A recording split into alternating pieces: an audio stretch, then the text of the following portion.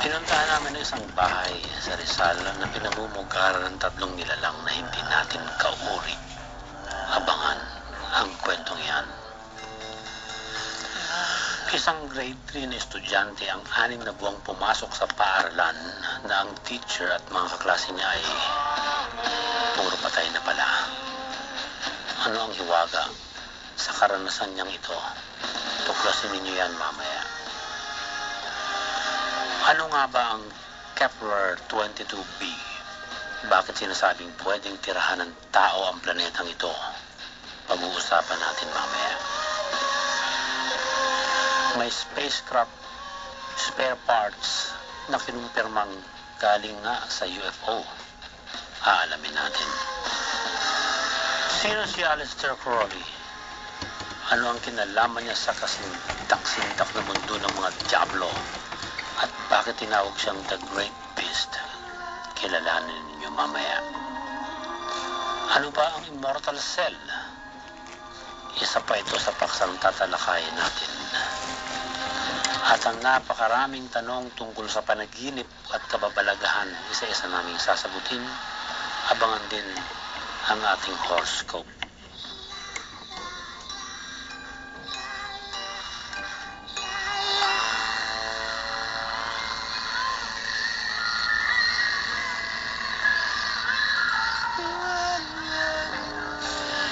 Ang taong 2012 ang sinasabi ng Mayan Long Count Calendar na ang forma ng mundo ay mababago sa paraang bayolente. Sa December 21, 2012 nila sinasabing magsisimula ang wakas nating lahat. Ginamit nila ang malalim na kaalaman sa matematika para matukoy ang kauuwian ng daigdig sa pamamagitan ng mga bituin at iba pang elemento sa kalawakan. Ang global warming ang isa raw sa sinyalis na nagsisimula na talaga ang katapusan ng daigdig. Ang dating mga disyerto ay binabaha na ngayon. Marami ang banta ng bulkang sasabog at marami nang sumabog. Nararanasan na ang paglindol sa maraming kapuluan mas malalakas. Lumulubog ang maraming bahagi ng kalupan dahil nalulusaw na ang bulto-bultong yelo sa ilang kontinente. Kaya hindi mapipigil ng tao ang pag-apaw ng tubig sa dagat at paglamon nito sa ating kalupaan. Kung ito ang nakatakda, nabibilang na ang araw natin at kung susundan ang propesiya ng mga Mayans, 305 days na nakasindak-sindak na araw na lamang ang ating itatagal.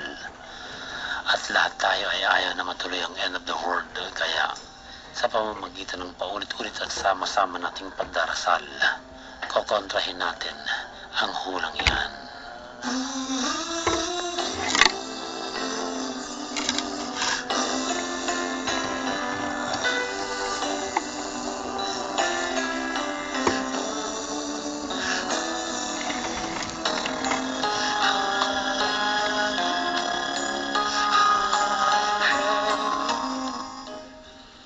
Panginoon, isang linggo na naman po ang lilipas na hinihingi namin na ang wisdom ninyo ang mapulot ng aming mga tagapakinig. Ang paparami naming mga taga-subaybay ay nais po naming iparamdam ninyo na kayo ang tanging makapangyarihan sa lahat ng may kapangyarihan, sa lahat ng kalawakang mararating minuman. Panginoon, sana po ay palagi niyong iparamdam sa amin na nananahan kayo sa aming mga puso upang hindi kami palaging mahintakutan. Ituro niyo po ang mga tamang senyales para po masagot namin ang lahat ng kababalaghan. At kung ano man po ang dapat namin gawin, kayo po ang laging gabay. Hinihingi namin sa inyo ang lahat ng ito sa ngalan ng anak mo si Jesus. Maraming salamat po, Lord.